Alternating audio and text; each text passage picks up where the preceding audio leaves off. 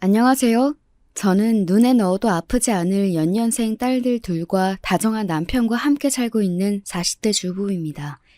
남편 출근시키고 아이들 등교시킨 후 짬짬이 여러분들 사연 듣는 낙으로 살고 있어요.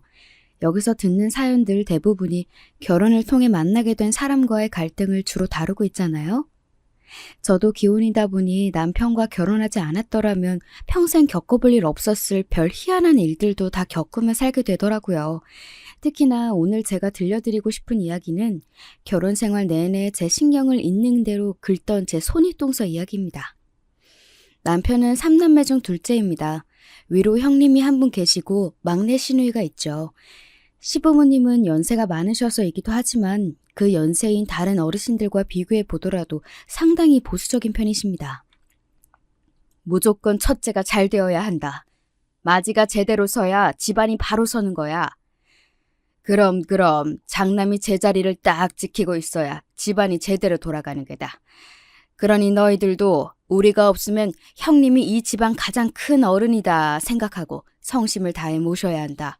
아버지 하시는 말씀 새겨들 들어. 네, 아주 전형적인 장남이 최고야를 실천하시는 고리타분한 시부모님들 되시겠습니다.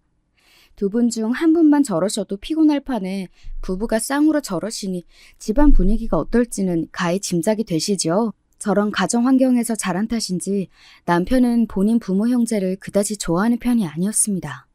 왜 그렇지 않겠어요. 필요한 게 있어도 제 형보다 자기가 더 뛰어나도 결국 모든 건 형님한테 돌아갔으니까요.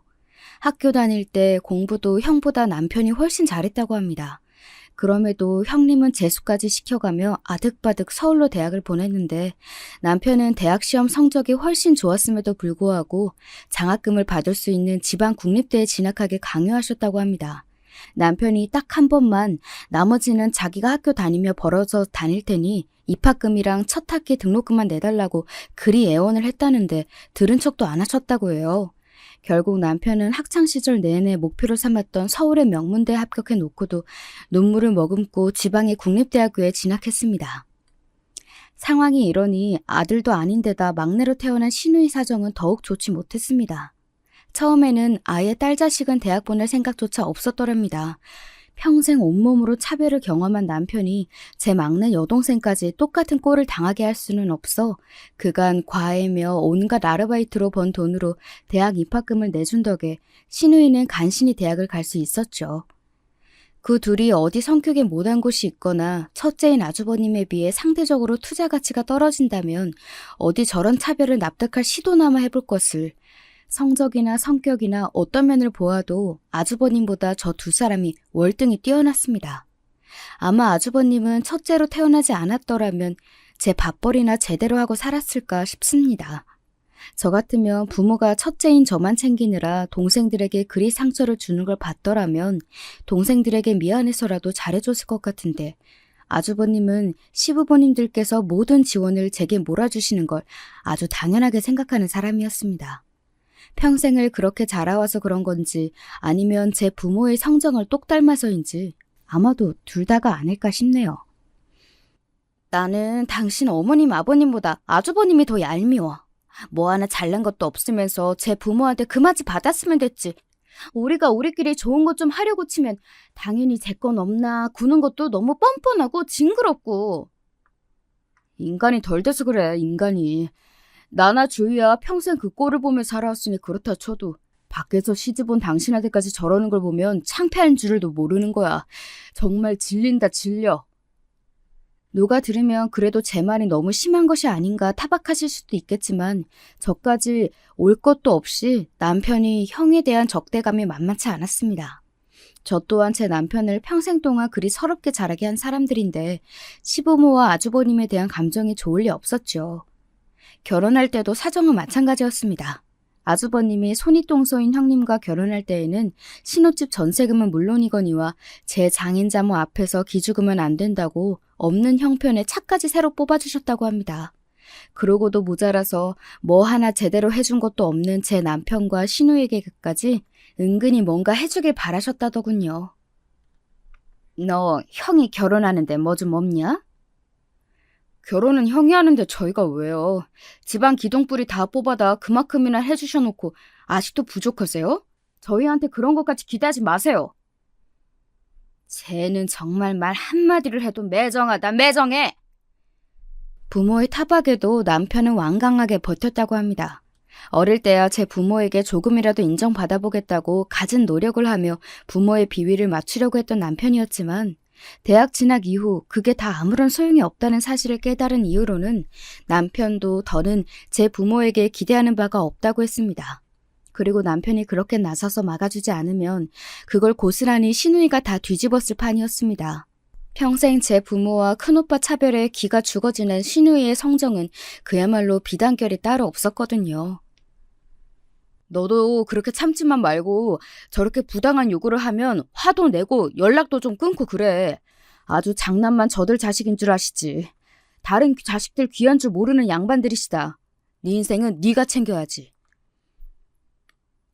나도 오빠처럼 말도 안 되는 소리 하면 화도 마음껏 내고 싶고 소리도 지르고 싶긴 한데 내 타고난 성격이 그러지 못하니 어쩌겠어. 이래서 성격이 팔자라고 하나 봐. 오랜 차별에 제대로 저항도 못하는 시누이의 마음속 기저에 깔린 게 체념이라는 건 남편의 가족들을 처음 만난 지 얼마 되지 않아 쉽게 알아챌 수 있었습니다. 상황이 이렇다 보니 내가 남은 인생 편히 살려면 시댁과는 애초에 거리를 좀 두는 게 좋겠다 싶었죠. 그래서 저희 결혼할 때는 어땠냐고요? 뭘 어땠겠습니까? 저희는 시댁으로부터 제대로 된 지원이라고는 한 푼도 받지 못하고 저희 둘이서 모든 걸 준비해야 했습니다. 물론 시댁 모르게 저희 집에서 조금씩 더 도움을 받긴 했지만요. 아이고, 셋 다 자기 배 아파 낳은 자식일 텐데 어찌 이리 모질까? 내 자식 시집 보냈다고 생각하니 뭐 하나 더 해주지 못한 것만 더 생각나고 아쉬운데. 사돈 내외도 같은 부모이신데 어쩌면 이렇게 무심해. 자네가 그간 자라며 마음고생이 심했겠어. 사정을 알고 제 남편에게 더 마음을 써주시는 제 친정어머니 앞에서 감사한 마음과 송구한 마음 그리고 창피한 마음을 동시에 느꼈을 남편이 가여웠습니다. 결혼해서는 내가 사랑을 듬뿍 쏟아서 저런 서운한 마음 다 털고 살 수 있게 해줘야지 다짐했습니다. 저희 집에서 지원을 받은 걸 시댁에 숨긴 건 남편 의견이었습니다. 가뜩이나 작은 아들에게는 해준 것도 없으면서 적반하장으로 사돈댁에 돈 좀 있는 걸 알면 욕심을 부릴 것이 뻔하니 애초에 기대를 말게 해야 한다는 거였습니다. 그렇게 해서 뭐라도 뜯어내면 그건 또 형님 밑으로 다 들어가겠지. 당신까지 그 꼴 보며 살게 할 수는 없어. 뭐 이런 황당한 이유가 다 있나 싶었지만 제 입장에서도 문제의 소지를 사전에 방지해서 나쁠 건 없다고 생각했기에 군말 없이 따랐습니다. 그리고 남편의 생각은 현명했습니다. 결혼하고 신혼여행 다녀온 후 인사차 들른 저희에게 하신 첫 마디가 이거였거든요. 그래, 너도 이제 우리 집 식구가 되었으니 네 형님 내외를 잘 모시고 보필해야 한다. 자고로 집안의 장남이 바로서야 가문이 바로 서는 법이야. 새아기 너도 내 말 명심하고 도리를 다하길 바란다.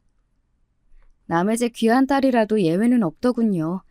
예, 대충 대답하고는 어지간해서는 시댁 쪽으로는 발걸음도 하지 말아야겠다 굳은 다짐을 했더랬죠. 시누이라고 상황이 다르지 않았습니다. 시누이는 결혼할 때 그간 본인이 직장생활에서 모은 적금으로 혼수를 다 해결했습니다. 저희 부부가 양친 멀쩡히 살아계시고도 시집갈 때 부모가 해줘야 할 것들은 아무것도 받지 못한 시누이가 안쓰러운 마음에 얼마간 도움을 주었습니다. 언니, 오빠 고마워요. 내가 내 부모한테도 못 받은 은혜를 언니랑 오빠한테 다 받네. 그동안 예단이며 혼수 얘기 나올 때마다 시댁에 얼마나 눈치가 보였는지 몰라. 평생 그렇게 살아서 인이 박힌 줄 알았는데 결혼도 전부터 이렇게 차이가 나니 서러워서 눈물이 다 나더라고. 언니, 오빠, 내가 정말 평생 잘할게. 정말 고마워요. 하나를 주면 둘을 돌려주지 못해 성화인 시누이였습니다. 나 같으면 저런 동생 있으면 무얼 주어도 아깝지 않을 것 같은데 사람 참 어지간하다 싶었지요. 이런 탓에 시누이를 제외한 시댁 식구들과는 가깝게 지내지 않으려고 애를 썼지만 그것도 생각처럼 녹록하지는 않았습니다. 아주버님의 부인, 즉 제 손윗동서인 형님이 뻔질나면 저를 불러 젖혔거든요. 동서, 우리가 이번에 이사를 했잖아. 우리 남편 친구들 불러서 집들이를 하려고 하는데 와서 동서도 좀 거들어. 동서, 저번에 어머님 댁에 가져왔던 복숭아 그거 맛있더라. 우리 큰애가 잘 먹던데 그것 좀 사와 갖고 와. 동서, 이번에 은지 영어 성적 엄청 올랐다며? 자기 딸만 그렇게 좋은 과에 선생 붙이면서 우리 준서 생각은 안 나디? 진작 소개시켜달라고 해도 다른 과에도 해서 일 더 못 늘린다는 핑계나 대고 그 선생 소개시켜줄 거 아니면 우리 준서 영어 성적 책임지고 올려줄 수 있는 선생으로 동서가 좀 구해와봐. 동서! 동서! 와, 이 정도 들으셨으면 감이 오시지요? 제 손윗동서인 형님은 아주버님과 아주 똑 닮은 인간이었습니다. 아주 부창부수가 따로 없었지요. 진상도 아주 저런 진상이 없었습니다. 평생 살아오면서 저한테 저 정도로 진상 떠는 인간을 주변에 두어본 적이 없는 저로서는 가히 신기하다 싶을 정도의 인간 유형이었습니다. 그래도 제가 처음 시집 왔을 때에는 제 남편 기세도 보통이 아니거니와 저도 시댁과 거리를 둬서 눈치를 보는 것 같더니 몇 년 전부터는 아주 호구 잡았다는 듯이 정말 제가 자기 아랫사람인 양 부리러 들었습니다. 물론 저도 저한테 부리는 진상을 곧이곧대로 다 받아줄 정도로 호구는 아니어서 어지간한 건 제 선에서 다 끊어내곤 했지만요. 형님 아들인데 준서 성향이야 형님이 더 잘 아시겠죠. 아이한테 잘 맞는 선생 찾으려면 아이 공부 수준이나 성향이 잘 맞는 사람을 골라야 하는데 설마 숙모인 저보다도 잘 모르시는 건 아니죠? 몇 년을 저런 인간 성가신 연락 쳐내는데 이골이 나다 보니 동서를 살살 긁어가며 다루는 법도 어느새 익숙해지게 되었습니다. 아니, 나야. 그냥 좀 도와달라는 거였지 뭐. 어디 우리 아들 교육을 다 맡긴다는 것도 아니고. 네, 물론 그러시겠죠. 준서하고 좀 더 상의해 보시고 준서 더 잘 이끌어 주실 만한 분으로 한번 고민해 보세요. 건성으로 대답하면서도 좀 신물이 나더군요. 아무리 대초에 익숙해졌다 하더라도 애초에 저렇게 피곤하게 구는 사람이 없다면 겪지 않아도 될 일을 매번 겪다 보니 그것만으로도 피로감이 상당했습니다. 뭐하러 그 진상을 다 받아줘? 받아주면 고마운 줄 모르고 더 들러붙을 생각이 나는데 상대해주지 마. 제 형님과 다를 바 없는 형수를 남편이라고 고운 눈길로 볼 리가 없었죠. 동서 때문에 스트레스 받는 저를 보며 남편이 항상 하는 말이 저거였습니다. 그러나 저라도 제대로 할 말이 없는 건 아니었습니다. 누군 뭐 받아주고 싶어서 받아주나? 뻔질나게 전화하면서 내가 연락 좀 피하면 아주 전화통화에 불이 나는걸. 찾아와서까지 진상 부리는 꼴을 안 보려면 그냥 전화로라도 해결하는 게 그나마 나으니까 그러는 거지. 성질 같아서는 확 그냥 한 대 쥐어박아서 버렸으면 소원이 없겠어. 나이도 나랑 동갑이면서 얼마나 손이 싸는 대접을 받으려고 유난을 떠는지 볼 때마다 기가 차서 진짜. 네, 그렇게 저를 아랫사람 부리듯 부리지 못해 안달인 동서는 저보다 고작 생일이 2달 먼저인 동갑내기였습니다. 그러면서 형님 대접은 어지간히 받으려고 들었죠. 당장에 시부모님부터 손윗동서 잘 모시라고 잔소리를 해대는 편이니 얼마나 신이 났겠습니까? 집안의 질서가 바로 서야지. 아랫사람은 아랫사람답게 윗사람을 공경해야 집안의 질서가 바로 서는 거다. 거참 어지간히 좀 해요. 누가 들으면 무슨 몇백 년 된 양반 집안인 줄 알겠구만. 쥐뿔도 아닌 집에서 말 같지도 않은 질서 같은 소리 하지 말고. 이제 남편은 시부모님의 지긋지긋한 윗사람 대접 이야기를 가만히 들어 넘기지 않았습니다. 사실 남편 입장에서는 참을 만큼 참았잖아요. 거기다 이 집안에서 가장 잘 나가는 건 저희 남편이었거든요. 아주버님에게 그렇게 물심양면으로 지원을 아끼지 않았음에도 불구하고 결국 승승장구한 건 저희 남편이었습니다. 직장도 직급도 아주버님보다 남편이 훨씬 좋고 높았고 당연히 벌이도 남편이 더 좋았으니 집안 형편도 아주버님 댁 저희 집이랑 비할 바가 못 되었습니다. 그렇게 장남 노래를 불러가며 큰아들만 밀어주고 작은아들은 평생을 홀대해 왔는데 결과가 이렇게 되어버렸으니 시부모님도 참 면이 안 섰을 터였습니다. 그렇다고 해서 그리 정성을 아끼지 않았던 큰아들이 시부모님께 감사한 줄 알고 살뜰히 대했느냐 하면 그것도 아니었습니다. 제 동생들은 뒷전이고 저만 챙기는 부모님에게 아주버님이 뭘 보고 배웠겠습니까? 당신들 큰아들이 세상 제일인 줄 알고 키우신 덕에 저밖에 모르던 아이가 저밖에 모르는 어른이 된 건 어찌 보면 당연한 일이었죠. 그러다 보니 자식들 도움이 필요한 일이 있더라도 시부모님 입장에서는 선뜻 손 내밀 수 있는 자식이 없었습니다. 큰아들이야 이제 제 가정 이루고는 제 식구들이나 중한 줄 알았지 부모가 이거 필요하다 저거 필요하다 소리는 은근히 못 들은 척하기가 일쑤였습니다. 동서라고 뭐 그리 달랐겠어요. 제 남편도 안 챙기는 시부모님인데 저라고 챙길 이유가 없었겠지요. 그저 형님 잘 모셔야 한다는 저한테 잔소리나 할 때나 필요했을 거예요. 그러자고 저희 남편한테 손을 빌리자니 바늘 하나 꽂히지 않을 제 둘째 아들 성정을 감당할 자신이 없으셨겠죠. 그래도 제 어미 아비인데 네 서방도 참 모질다. 어머니도 똑같이 배 아파 낳은 자식들인데 아주버님이 가장 예쁘셨을 거 아니에요? 부모도 자식한테 그런데 뭐 하나 받은 것 없는 자식이라고 부모한테 그런 맘이 안 들겠어요? 뭐 인간관계는 가는 만큼 오는 거죠. 아직도 미안한 줄도 모르고 제 서운한 마음이 앞서는 시어머니 앞에서 바른 소리를 하기는 마다하지 않았습니다. 듣기 고가오도 어쩔 수 없지요. 아무리 서운해도 그간 평생 받아온 남편의 상처에 비할까요? 처음 시집 왔을 때는 고지식한 시부모님 때문에 결혼 생활이 고될까 다소 걱정스러웠는데 오히려 결혼 후에 저희 가정에 충실하고 시댁과의 관계에 단호하게 대처하는 남편 덕에 시부모님 대하는 일은 생각보다 껄끄럽지 않았습니다. 나이가 드실수록 자식들 손 벌릴 일은 많고 잘나가는 자식은 어렵고 이제 이빨 빠진 호랑이가 된 마당에 발언권이 줄어드는 건 자연스러운 일이었으니까요. 제 생각에 동갑내기 손윗동서가 그렇게도 제게 손윗사람 대접을 들으려 드는 데에는 아무리 생각해도 그런 이유가 가장 큰 것 같았습니다. 자기가 보기에도 아주버님과 제 남편이 너무 차이가 났을 테니까요. 집안의 큰형이라고 시부모들이 떠받들고 있기는 하지만 사실 아주버님한테 볼 게 뭐가 있습니까? 지금 그만큼이나마 사는 것도 시부모가 해준 거고 제 손으로 자주 성가한 도련님은 좋은 집에 넉넉한 형편에 공부 잘하는 딸들에 언뜻 보기에도 동서와 제 처지가 차이가 나니 그나마 자기가 내세울 만한 건 손윗동서라는 제 위치뿐이었을 테니까요. 어머님 말씀이 틀린 거 하나 없어. 사람이 윗사람을 공경할 줄 알아야지. 아랫사람이 윗사람한테 할 말 따박따박하고 그런 거 밖에서 보기 얼마나 없어 보이겠어? 그게 다 집안 품격 떨어뜨리는 일이라고. 본디 이 집에서 태어나신 양반이라도 되는 것처럼 짐짓 금럼하게 말하는 동갑내기 동서의 꼴이 참 애잔했습니다. 요새 젊은 꼰대들이 그렇게 많다던데 그중에서도 동서가 최고였습니다. 꼴에 자존심은 있어가지고 남들이 들으면 비웃을 만한 저런 걸 가지고 제 자존심을 채워보겠다는 게 어찌 보면 좀 안 됐다 싶기도 했어요. 그러다 사달이 난 건 역시 자식 문제 때문이었습니다. 시댁 모임에 다녀온 지 얼마 되지 않아 우리 막내딸과 이야기를 나누다가 우연히 형님 댁 이야기가 나왔습니다. 엄마, 큰엄마네 집은 좀 이상한 것 같아.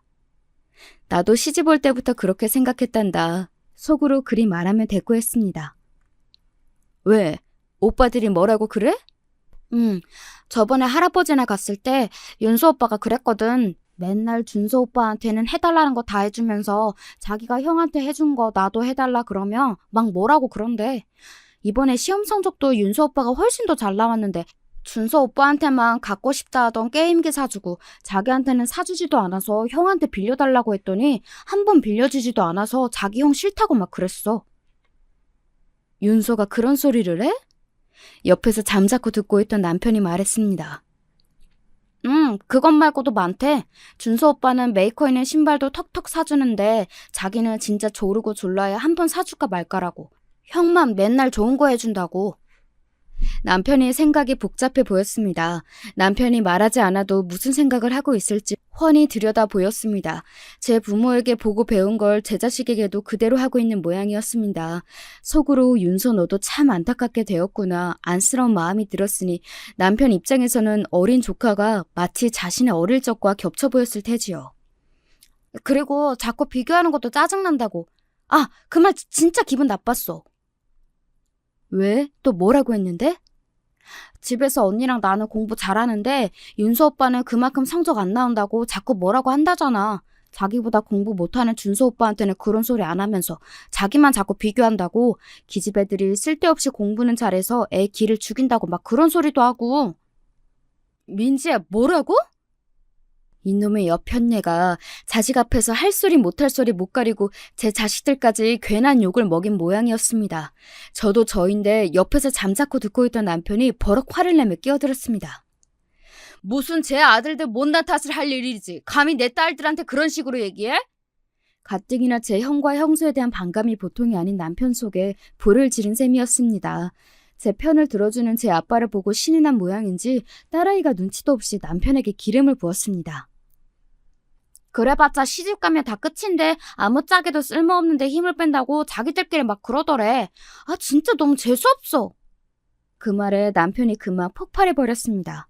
당장에 아주버님 댁으로 달려가 뒤집어 엎을 기세인 남편을 겨우 달래놓고 딸아이를 살짝 흘겨보았습니다. 요 깍쟁이, 너 아빠 화나라고 더 그랬지? 그럼 그런 소리를 듣고 가만히 있어? 다음에 볼 때 아빠 손에 한번 아작 나보라지. 상상하니 벌써부터 고소하다는 듯한 딸아이 표정에 어이가 없으면서도 저도 부모인지라 아주버님 내외가 아주 괘씸했습니다. 자기들끼리야 무슨 말을 하든 어찌 알겠습니까마는 제 자식들 앞에서까지 조카 딸을 깎아내리지 못해 안달인 못 나빠진 내외가 정말이지 마뜩치 않았습니다. 그리하여 다음 가족 모임 날 남편은 시댁을 아주 제대로 뒤집어 엎어버렸습니다.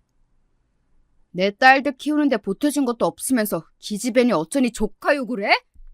무서운 기세로 몰아붙이는 남편 기세에 아주버님과 동서 모두 혼비백산한 표정이었습니다.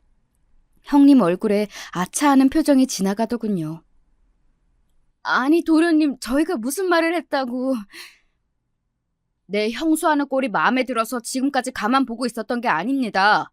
그간 우리 애들 엄마고 애들이고 고깝게 군 거 내가 모를 줄 알아요? 한 번만 더 우리 애들 가지고 그따위로 입에 올리거나 우리 애 엄마 쓸데없이 불러내면 가만 안 둘 줄 알아요? 제 마누라가 동생에게 쥐잡듯 잡히고 있는데도 저한테 하는 말이 아니니 슬그머니 모른 척하고 앉아있는 아주버님 꼴이 참 한심했습니다. 형님도 마찬가지예요. 내 형님한테 할 말은 많지만 하다 보면 끝도 없으니 잠자코 있는 것뿐입니다. 내가 나 당하는 건 평생 참고 살았지만 내 가족 건드리면 형님이고 뭐고 앞으로 안 참을 테니 처신 똑바로 해요. 아니, 나야 그냥 이 사람 하는 말에 말 한마디 보탠 걸 가지고. 을이 참 대단하네요. 저런 걸 남편이라고 손윗사람이라 유세를 부리는 동서 신세도 참 어쩜 저리 서로에게 잘 맞는 짝을 찾은 건지 영혼의 동반자가 따로 없었습니다. 집안 꼴 아주 잘 돌아가네요. 그렇게 집안 바로 세우겠다면 자식들 편애하더니 고작 이 꼴 보려고 그러셨습니까? 이내 불똥은 쥐죽은 듯 계시던 시부모님께 튀었습니다. 당신들 업보의 집안에 하루도 바람잘 날이 없으니 뭐 들으실 말씀 들으신 셈이죠. 그 길로 남편은 저희들을 이끌고 시댁을 나섰습니다. 그리고 며칠 지나지 않아 전화를 받지 않는 제게 동서가 그거 그냥 집에서 우리끼리 한말 가지고 그렇게 사람을 무한하게 잡돌이를 하느냐. 뭐 궁시렁대는 문자를 보내왔으나 산뜻하게 무시했습니다. 정작 제 남편한테는 무서워서 못하는 소리를 만만한 저한테 하는 꼴까지 딱 형님다웠죠. 그러고는 당분간 시댁이며 동서며 불려다닐 일이 없어서 오히려 편했습니다. 요즘만 같으면 사는데 딱히 걸리는 일도 없겠다 싶은 간만에 평화로운 나날이었습니다. 제 며느리는 어려워할 줄 몰라도 아들 무서운 줄은 아시는 시부모님께서는 혹여 제 남편에게 이대로 팽 당할까 싶어 슬슬 눈치를 보며 다시 연락할 간을 보시는 모양이었습니다. 아무 힘도 없던 어린 시절 같았으며 당장에 내쫓길 일이 없겠지만 아무리 부모 자식 지간이라 하더라도 능력 있는 게 제 일이더군요. 매번 같은 일로 남편의 우라가 반복되는 상황이 계속되었지만 이제는 남편 성질대로 할 말 안 참고 속에 맺히는 것 없이 살 수 있게 되어서 다행이라는 생각을 했습니다. 며칠 잠잠하던 동서에게서 다시 전화가 왔습니다. 이번에는 또 뭘로 내 복장을 뒤집으려고 일어나 전화를 받기도 전에 가슴이 답답해졌지만 벌써 며칠이나 전화를 무시했으니 한 번쯤 받아줄 때도 됐다고 생각했습니다. 드디어 받네? 네, 무슨 일이세요, 형님? 우리가 뭐 무슨 일이 있어야 연락을 하나? 손윗사람이 여러 날 연락이 없으면 먼저 안부를 묻는 게 아랫사람 된돌이 아니야? 예, 혼장님 말씀 일장연설이 있겠습니다. 사람이 뭐 쉽게 바뀌겠습니까? 며칠 눈치 보는 척 하더니 그새 유효기간이 다 된 모양이었습니다. 제가 바빠서요. 형님, 용건 있으시면 하신 말씀 하세요. 이번에 우리 애들 외삼촌이 식당 개업을 하는데 공사 끝나고 어수선해서 아니 아직 엉망이야. 동서 어차피 집에서 노는데 나와서 청소도 좀 돕고 새로 개업하는데 뭐라도 좀 해주는 게 도리 아니겠어? 이 여편네가 진짜 돌았나. 하다 이제 제 수족 노릇도 모자라서 제 동생 한여 노릇까지 시키겠다는 겁니까? 간만에 우라통이 터졌습니다. 아주 무술이 부리는 상전도 저러지는 않을 겁니다. 형님, 정말 해도 너무하시네요. 제가 형님 아랫동서라니까 진짜로 형님이 마음대로 부려도 되는 사람인 줄 아시네요? 저도 저희 집에서 저희 부모님이 금이야 오기야 귀하게 키운 자식입니다. 형님한테 이따위 대접 받아도 되는 사람 아니에요, 저. 이 사람이 왜 이래? 어디다 소리를 질러 지금? 아니, 윗사람이 이 정도 말할 수도 있는 거지. 동서 진짜 쓸데없이 예민한 거 알아? 내가 진짜 아랫사람 무서워서 무슨 말도 못하겠네. 이런 경우는 없는 거야. 도리어 제가 버럭 역정을 내는데 진짜 기도 안 차더라고요. 더는 상대하고 싶지 않아 한마디 하고 전화를 끊어버렸습니다. 지금 하신 얘기는 못 들은 걸로 할게요. 그간은 애들 아빠 입장도 있고 형님 생각해서 들어드린 것도 있는데 앞으로는 이런 얘기하실 거면 굳이 연락 안 하셔도 돼요. 이만 끊습니다. 전화를 확 끊고 나서 생각을 곱씹으며 곱씹을수록 부하가 치밀어 올랐습니다. 아니, 쟤까짓 게 뭐라고 저를 이렇게 함부로 대합니까? 제 복장을 터트린 동서나 마찬가지로 진상인 아주버님, 그리고 저 둘의 진상의 원인 제공자인 시부모까지 싹 다 마음에 들지 않아 죽을 지경이었어요. 퇴근에 돌아와 혼자 속을 끓이고 있는 저를 본 남편이 자초지종을 듣고 열불을 내며 말했습니다. 그 집 종자들 인간 되기는 텄다 텄어. 예, 비정상인들 상대했다가 분통 터지는 건 정상인들 뿐이라고 했던가요? 오래 엮여 좋을 것이 없는 인간이었습니다.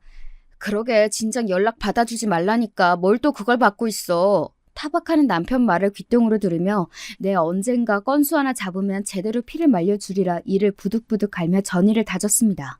한바탕 서로 난리를 친 덕분인지 그러고 나서는 한동안 동서도 연락을 하지 않았습니다. 제발 이대로 좀 나한테서 떨어져라 싶었죠. 그러던 동서를 다시 만나게 된 건 아주 우연한 일이었습니다.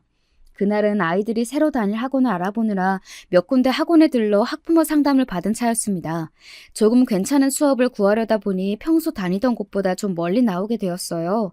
종일 바쁘게 다닌지라 허기가 져서 인근 패스트푸드점에서 햄버거 세트를 하나 사서 허리 펴고 편하게 먹으려고 차 안으로 들어왔습니다. 편한 자세를 잡느라 운전석 시트를 뒤로 조정해가며 제끼고 있는데 차 안 유리를 통해 보이는 한 남녀의 모습이 눈에 들어왔습니다.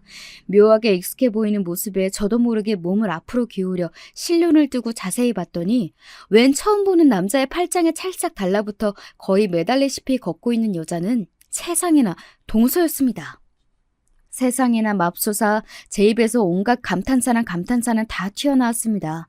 제가 알기로 동서에게 남자 형제는 남동생 하나뿐이었고 그나마도 제가 안면을 익히고 있었습니다. 딱 보기에도 보통 사이로 보이지 않는 동서 옆의 남자는 제 데이터를 아무리 찾아도 나오지 않는 낯선 남자였죠.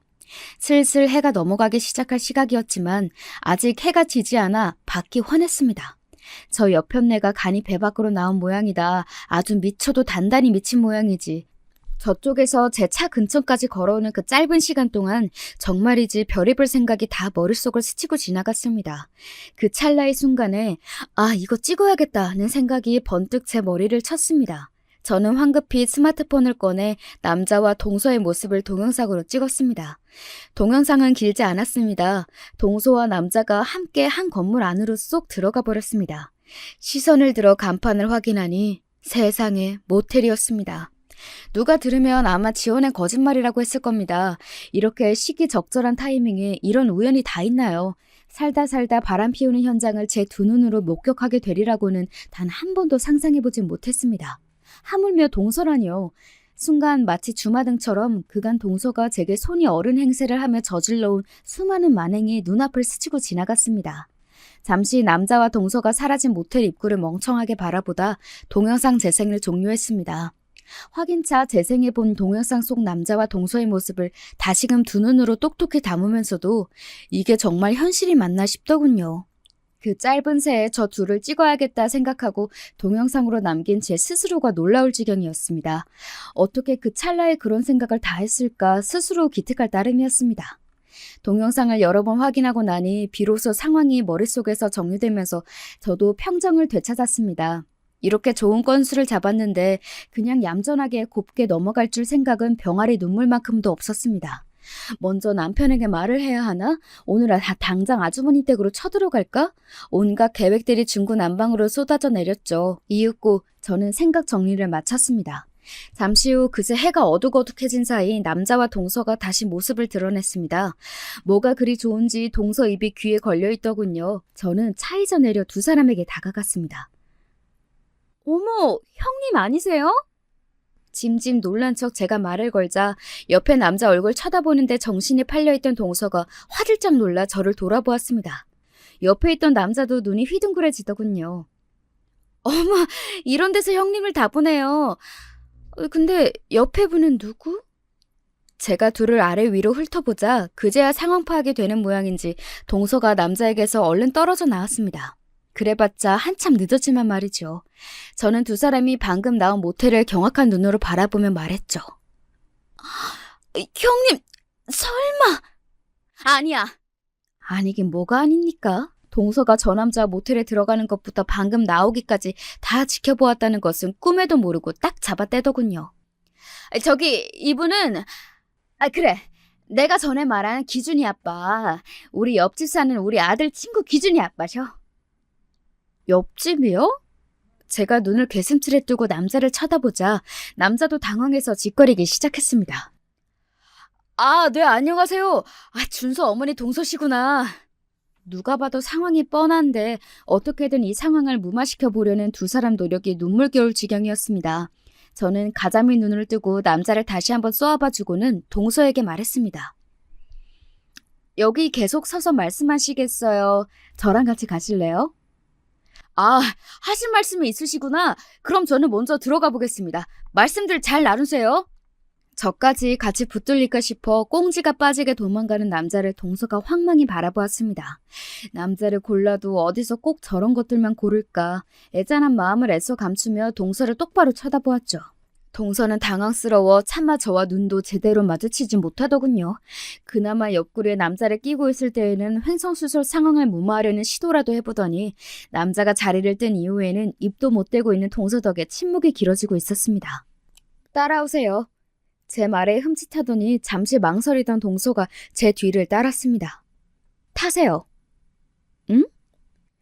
저야 여기 서서 말해도 상관은 없는데 형님 괜찮으시겠어요? 제 말에 그제야 동서가 후다닥 제 차로 튀어들어갔습니다. 따라서 운전석에 몸을 실은 제가 잠시 아무 말이 없자 제 눈치를 살피던 동서가 먼저 입을 열더군요. 저 동서, 방금은 그게 좀 이상해 보일 것 같아서 내가 미리 말하는 건데 동서가 생각하는 그런 거 절대 아니다? 제가 무슨 생각을 하는데요? 어디 한번 혼자서 무신소를 하나 드러나 보자 싶어 제가 물었더니 동서가 다급히 변명 같지도 않은 변명을 늘어놓기 시작했습니다.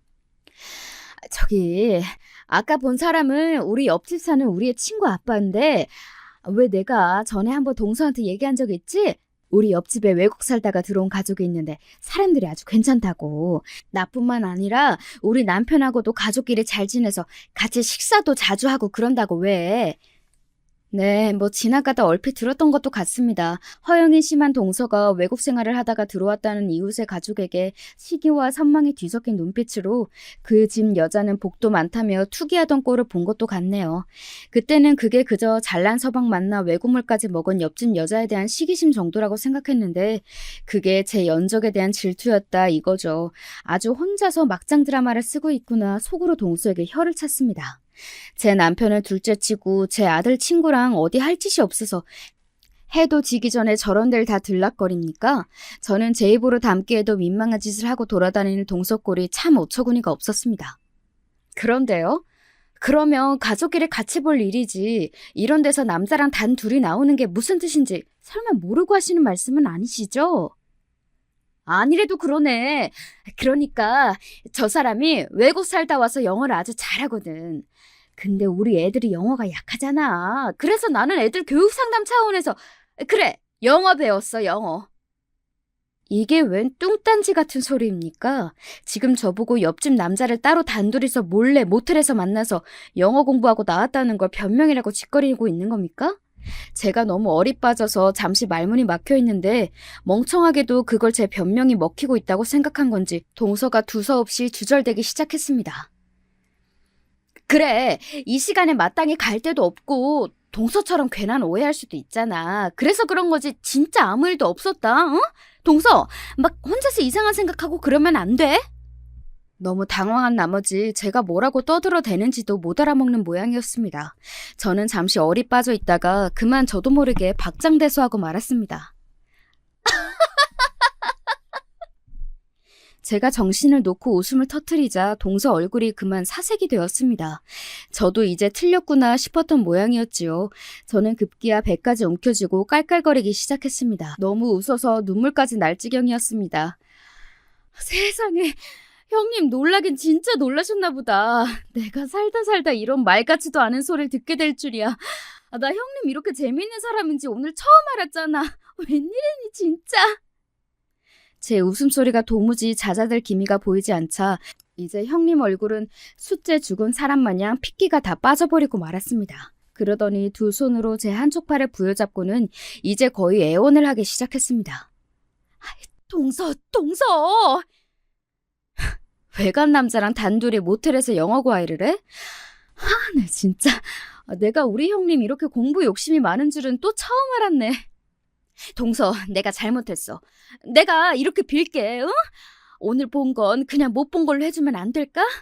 이거 알게 되면 나 우리 남편한테 맞아 죽어. 나 한 번만 살려주라, 동서, 응? 아니, 왜요? 아주버님한테도 아까 저한테 말한 것처럼 그렇게 말하면 되지. 아주 사람을 등신으로 봐도 정도가 있지. 아이고, 그걸 변명을 하고 내뱉고 앉았어. 형님, 내가 형님 말한 그대로 꼭 전해줄게요. 아주버님, 형님이 학구열이 정말 굉장하세요.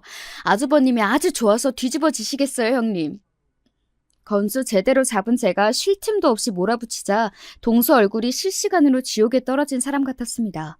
나이도 같은 주제에 그렇게 사람 하나 타깃으로 붙잡아서 갖은 진상을 다 떨더니 하필이면 저한테 걸렸으니 저도 아주 죽을 맛이었겠죠. 그러든지 말든지 저의 아주 꿀맛이었죠. 동서, 내가 동서 시키는 건 뭐든지 다 할게. 그동안 나 때문에 많이 서운했지. 내가 앞으로 동서한테 진짜 잘할 테니까 제발 이번 일만 넘어가 주라. 어? 내가 진짜 이렇게 빌게. 어? 찔끔 눈물까지 짜며 제 앞에서 손이 발이 되도록 비는 동서 모습을 보니 고소했습니다. 하지만 저는 고작 이 정도로 만족할 생각이 없었습니다. 그간 제가 당한 게 얼마인데요. 그건 안 될 말이죠, 형님. 제가 알면서도 얘기를 안 하는 건 기만이잖아요. 잘못은 형님이 했는데 왜 저까지 형님하고 공범이 돼야 해요? 이거 감춰준 걸 알면 아주버님부터 아버님, 어머님까지 저까지 싹 잡아서 배신자라고 하실 게 뻔한데요. 왜 제가 형님 허물 감춰준다고 그렇게까지 해야 해요? 그럼 잠깐 시간이라도 벌어줘. 내가 책임지고 깔끔하게 해결할 테니까 그때까지만. 부부 문제는 부부끼리 해결해야 하잖아. 그렇지? 동서도 그렇게 생각하지? 내가 정말 동서 들어달라는 건 뭐든지 다 들어줄 테니까 단 며칠만이라도 기다려줘. 제발 동서. 뭐 동서가 바람났다고 배신감 느낄 아주버님이나 시부모님 문제는 저로서는 남일이긴 했습니다. 평소 언제 한 번이라도 살가웠던 적이 있었어야죠. 저는 짐짓 생각에 잠긴 신용을 하다 차분히 입을 떼었습니다. 형님 말씀대로 저는 이 문제에서 제3자이기도 하니 그러면 일단은 당분간만 기다려 드릴게요. 시간 길게는 못 드려요. 형님 입으로 직접 말씀드리고 두 분이서 제대로 해결 보세요. 은근슬쩍 넘어가시면 안 돼요. 고마워 동서. 내가 앞으로 진짜 잘할게. 그간 자기가 저한테 한 짓이 있는데 어떻게 저렇게 쉽게 넘어가 줄 거라고 생각하는 건지 이건 순진한 건지 멍청한 건지 구분이 안 될 지경이었습니다. 저는 속으로 코웃음을 치면서 이 기회를 어떻게 최대한 뽑아먹을지 머리를 굴리기 시작했습니다. 다음날 아주 드물게 제가 먼저 동서에게 전화를 걸었습니다. 통화 연결음이 얼마 울리지도 않았는데 동서가 곧장 전화를 받더군요. 동서 어쩐 일이야? 동서 목소리에 바짝 긴장감이 서려 있었습니다.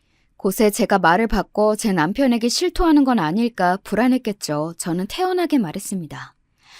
아, 네, 형님. 제가 드릴 말씀이 있어서요. 다름이 아니라 오늘 저희 집 창고 정리를 하려고 사람을 불렀는데 갑자기 개인 사정이 있다고 당일 취소를 당했네요.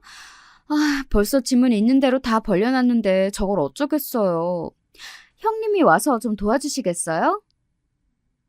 어? 왜요? 바쁘세요? 아니야, 아니야. 지금 바로 갈게. 금방 갈게. 동서가 불이 나게 전화를 끊었습니다. 네, 볼 것도 없이 제 거짓말이었죠. 사람을 부르긴 뭘 부르겠습니까? 이렇게 꽁지가 빠지게 달려왔줄 동서가 있는데 말이죠. 동서는 어떻게 그 거리를 이리 빨리 왔나 싶을 정도로 쏜살같이 저희 집으로 달려왔습니다. 평소 시댁에서 보거나 약속을 잡아도 항상 가장 늦게 거만한 태도로 등장하던 사람이 예전 하던 짓과 비교하면 달라도 이렇게 다를 수가 없었습니다. 수고스러워서 어떡해. 근데 제가 요새 손목이 안 좋아서 사람을 쓴 거거든요.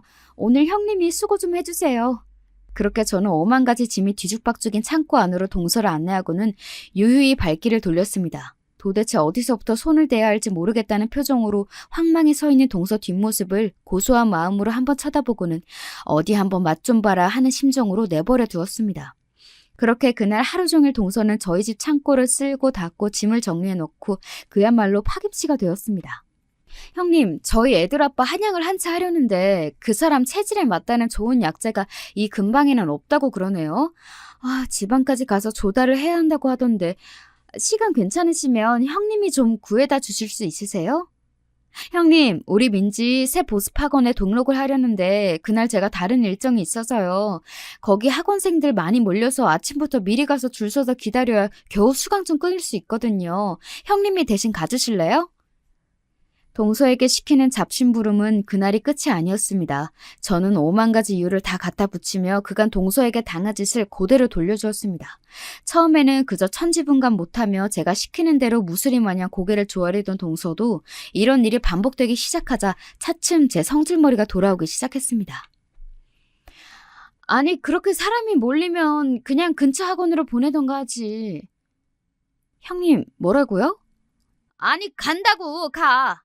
미처 못된 성질머리를 감추지 못하고 말투에서 처음과는 다른 반응이 나오는 걸 보면서 계획대로 되고 있구나 싶었습니다. 저 성미에 조만간 터질 때가 되었다고요. 아니나 다를까 제가 또다시 전화를 걸자 전에 없이 동서 목소리가 의기양양했습니다. 아주 건수 하나 잡았다고 신났지? 내가 언제까지 너한테 당해줄 줄 알았어? 그게 무슨 말씀이세요, 형님? 형님이 다 해주신다고 하셔서 저는 부탁을 드린 거죠. 형님이 거절하셨으면 저도 알아들었을 거예요. 이게 어디서 빤히 보이는 여우짓이야. 야, 거기 모텔 앞이라 CCTV도 없어. 너한테 있는 건 그 조동아리뿐인데 내가 아니라고 우기면 네가 뭐 어쩔 거야? 어? 며칠을 이를 갈며 좋지도 않은 머리를 쥐어짜 찾은 해결책이 저거인 모양이었습니다. 저는 속으로 콧방귀로 끼며 짐진 놀란 척 대꾸했죠. 형님, 이건 약속이 다르죠. 스스로 말씀하시고 해결 보시기로 저랑 약속하셨잖아요. 대체 어쩌려고 이러세요? 약속은 무슨 약속? 니까지 거랑 내가 무슨 약속을 했다고? 너 같지도 않게 협박할 생각하지 마. 내가 머리를 다 쥐어 뜯어버릴 테니까. 그 성미에 이 정도면 오래 참았죠. 저는 그날로 곧장 온 시댁 식구들에게 소집 문자를 보냈습니다. 동서에게는 가장 늦게 문자를 보냈어요. 이미 시댁의 아주버님과 시부모님, 저희 남편과 시누이까지 모일 사람들은 다 모였습니다. 뒤늦게 동서가 얼굴이 사색이 되어서는 헐레벌떡 뛰어들어왔습니다. 제가 이렇게 빨리 움직이리라고는 생각을 못한 모양이었습니다. 네가 진짜...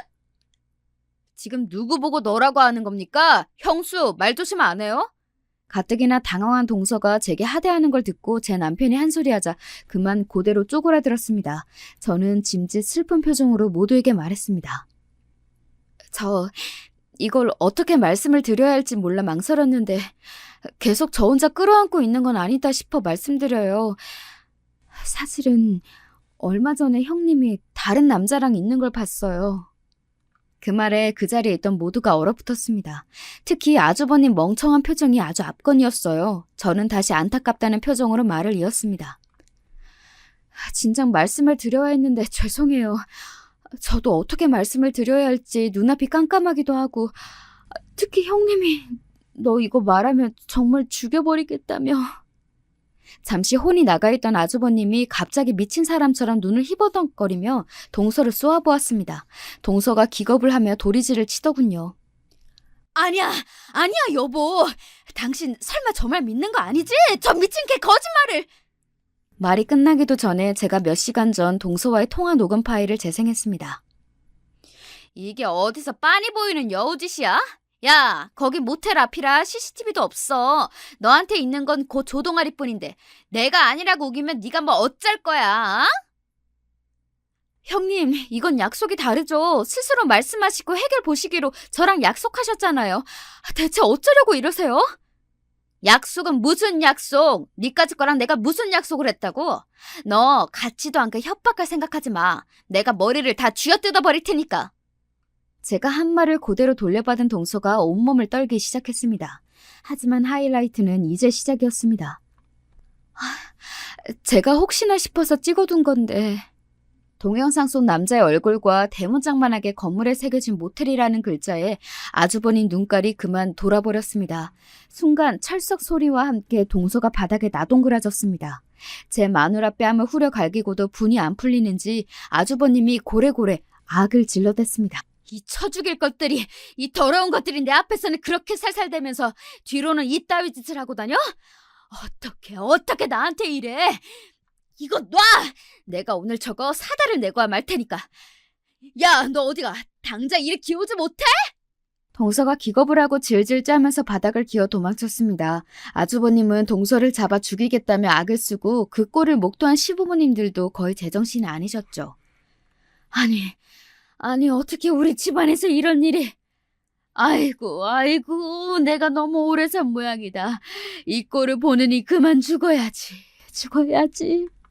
연불외도 중얼거리던 시어머니가 기어이 정신을 놓고 쓰러지면서 그 난장도 파장이 났습니다.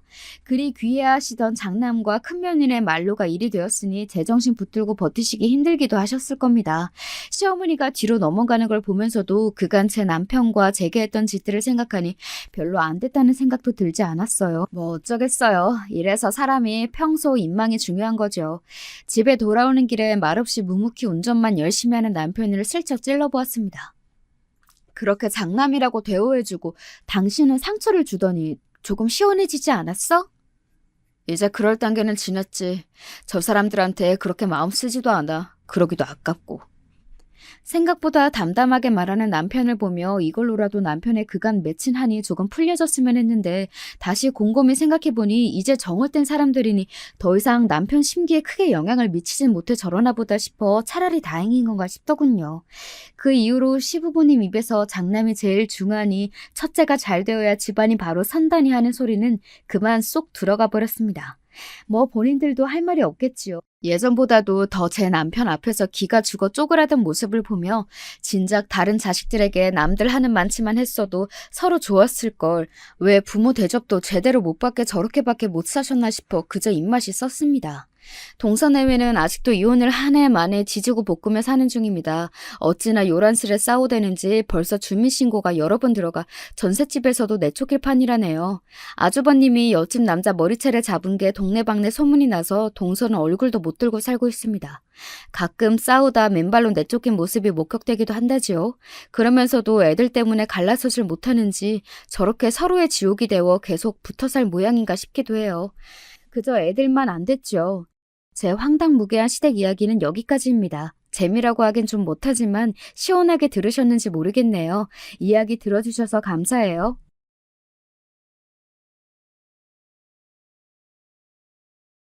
안녕하세요. 여기는 이제 70대가 된 저와 비슷한 세대의 분들이 많으실 것 같은데요. 대부분 배우자가 없는 경우가 꽤 될 것 같아요. 헌데 저 같은 경우는 꽤 일찍 배우자를 보냈거든요. 6, 70까지 같이 아웅다웅 살다가 늦게 배우자와 이별하는 분들의 기분을 저는 늘 궁금해했어요. 그렇게 늦게 이별하신 분들은 아쉬움이 없으실까요? 제 얘기를 해보자면 전 30대 후반에 남편을 먼저 보냈답니다. 아들만 둘을 낳아서 키우고 있던 저에게 이건 정말 청천벽력 같은 소식이었죠. 우리 부부 그 시대치곤 늦깎이 결혼을 했고 둘 다 30이 넘어 자식을 봤거든요. 그게 우리의 마지막인 줄 모르고 전 새벽녘 눈을 비비며 남편과 이런 대화를 했었어요. 도시락에 이것저것 못 넣고 오늘은 너무 피곤해서 장아찌랑 불고기만 좀 넣었어요. 가다 시장하면 계란이랑 고구마도 삶아 넣었으니까 이거라도 드시구랴. 그러자 남편은 본인 역시 아주 피곤한 얼굴로 눈을 연신 비벼대면서 도시락을 받아들었어요. 그러게. 지금 뭐 입맛도 없네. 계속 밤에 일하고 새벽 나가길 반복하니 원. 어제는 국수나 겨우 하나 먹고 움직였지 뭐야. 암튼 다녀올게. 남편은 당시 건설업 쪽에 있었는데 일이 불규칙적이고 현장에서 사건, 사고도 많은 편이었어요. 이후로 제가 아들 녀석이 그쪽 일을 한다면 아주 기를 쓰고 바닥에 누워 말렸었더랬죠. 엄마 진짜 어떻게 되는 꼴 보고 싶어서 그런 말들을 하냐? 엄만 아직도 그날 오전을 생각하면 가슴이 철렁해. 제발 엄마 가슴에 못 박는 일 하지 말아라. 그 근처도 가지 마. 다른 일 한다면 얼마든지 밀어줄 수 있어. 하지만 니들 아버지랑 같은 길은 가지 마라. 생각해보면 저도 정말 바보 같았어요. 어떤 직업에 그게 무슨 죄가 있다고 괜히 선입견 갖고 말렸던 걸까요? 사실 남편은 직업과는 상관없이 그저 밀려드는 업무와 피로가 겹쳐 당한 사고였어요. 그날 당시 저는 옆집 아줌마한테 우리 애들을 맡기면서도 제정신이 아니었답니다. 우리 순호 아빠가 어떻게 됐다나 봐요. 영준이 엄마, 우리 순호랑 영호 좀 봐줘요. 아이고, 내 정신이야. 이렇게 쓰러지기 직전이었던 저를 옆집 아줌마가 챙겨줘서 겨우 일어났고, 그렇게 남편에게 달려갔죠. 하지만 순식간에 벌어진 그 새벽녘 트럭 졸음운전 대사고에 우리 남편도 같이 휘말려 끔찍한 일이 벌어졌더군요. 차체가 형태를 알아볼 수 없을 정도면 이미 얘긴 끝난 상황이었으니까요. 저희 친정엄마가 옆에서 얼마나 우셨는지 차마 울지도 못하는 절 대신해서 통곡을 하셨어요. 아이고, 우리 우리 딸 어떡하나. 이렇게 일찍 서방을 보낼 줄 누가 알았겠어. 아이고, 너희들 다 불쌍해서 어쩌냐. 친정엄만 워낙 먼 곳에 살고 계셨기 때문에 절 도와주실 수 없었고 끔찍한 사고로 먼저 간 사위도 너무 불쌍하게 생각하셨던 것 같아요. 아무튼 곡소리가 끊이질 않던 그 밤을 잊을 수가 없답니다. 어쩌면 다들 그러실지 모르겠지만 전 남편과 그렇게 사이가 좋은 것도 나쁜 것도 아니었어요. 그냥 자식을 키우며 서로 지탱해주기도 하고 밀어주기도 하면서 버티는 사이였죠. 사랑이라든지 그런 건 잘 모르겠어요. 그런 건 같이 살면서 서로 불쌍히 여기면서 생기는 게 아닐까 싶네요. 아무튼 전 여러 가지 감정을 그땐 제대로 추스리지 못하고 누구에게 말로 잘 정리도 못 해본 채로 남편을 일찍 보내게 됐어요. 그 뒤의 날들은 말도 못하게 저에게 험한 날들이었지만 결론부터 말하자면 어찌어찌 아들들 키워서 대학 보내고 취업도 잘 시키고 장가도 보냈답니다. 큰아들 순호는 물러 터진 성격인데 반대로 아주 야무진 배우자를 만났어요. 큰며느리는 언제나 대범하게 일을 처리하는 성격이었는데 한 가지 걱정이 있다면 며느리들끼리 사이가 썩 좋지 않았단 거예요. 어머니, 저는 동서랑 좀 잘 안 맞는 것 같아요. 아무리 저랑 나이 차이가 좀 많이 난다지만 그래도 저런 식으로 사회생활 하면 욕먹을걸요? 서방님도 성격 순하신 편인데 좀 더 야무진 타입을 만나셨으면 좋았을걸. 암튼 우리 동선 저와 어머니 스타일은 영 아니에요. 혼자 별세기 사람 같다니까요. 큰며느리 말 맞다나 둘째 며느리는 숫기가 없긴 했답니다. 명절 때 와서도 거의 큰며느리가 진두지휘하는 맞춰서 일을 했고 뾰루퉁한 얼굴로 불편해할 때도 있었어요. 저도 저희 친정에 빨리 가고 싶어요, 어머니. 형님네랑 다 같이 모였고 인사도 했으니까 이제 그만 움직이면 안 될까요? 저희 엄마 아빠도 기다리시는데. 그럼 옆에서 큰며느리가 면박을 주긴 했었답니다. 어머, 동서. 그런 건 어른들이 말씀하시게 둬야지. 왜 간담한다 본인이 정해?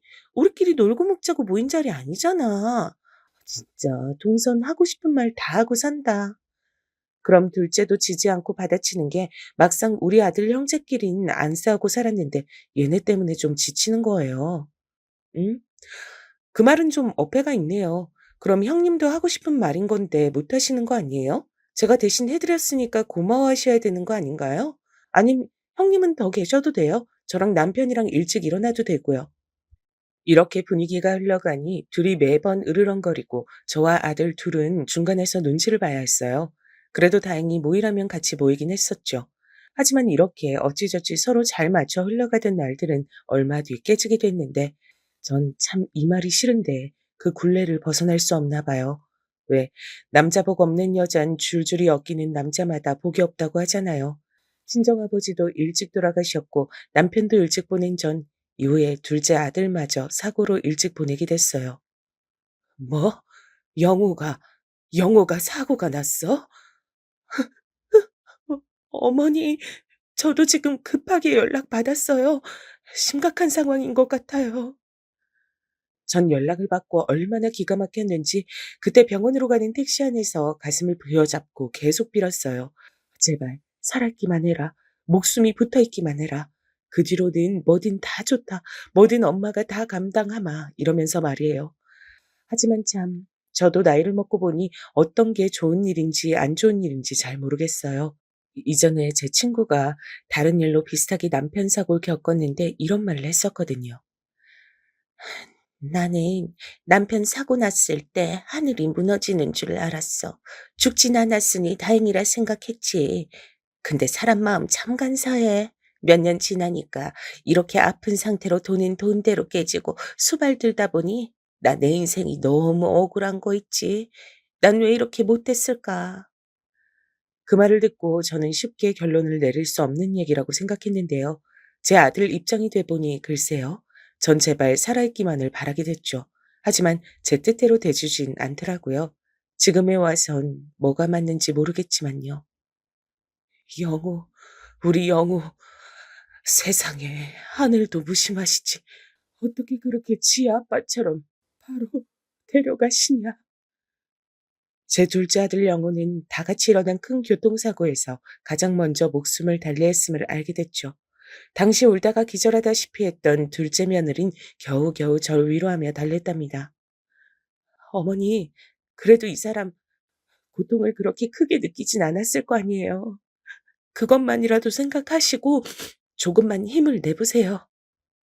정말 오죽 위안을 받을 구석이 없었으면 그거라도 붙잡아가며 매달려가면서 일어섰던 것 같아요. 이제 저에겐 친정엄마도 돌아가셨고 정말 남아있는 구석이라곤 아들과 며느리 둘뿐이었어요. 하지만 둘째 아들 장례를 치른 다음 이후로 둘째 며느리에 거쳐도 참 애매해지더라고요. 둘째 너는 아직 애도 없는데 이렇게 혼자 돼서 어떡하니? 그래도 난 30대 후반에 남편 보냈지. 넌 20대 후반에 결혼도 일찍 한 애가 요즘 세상에 과부가 웬 말이야. 저의 이런 말에 둘째는 아무 말도 긍정도 부정도 하지 않았어요. 마침 명절을 가까이 맞대고 있던 시기라 우리 집엔 다 같이 모여들어 있었는데요. 분위기는 참 축축 처지고 안 좋았답니다. 근데 다들 헤어지고 난 다음 마지막까지 남아있던 큰며느리가 입을 열더군요. 저기 어머니, 사실 좀 저도 고민 많이 하고 들은 얘기인데요. 진즉 말씀드리고 싶었는데 진짜 많이 생각하고 전하는 거예요. 뭔데 그렇게 심각한 얼굴로 그러냐. 나 숨 좀 쉬게 해줘라. 아직도 마음이 힘들어 죽겠어.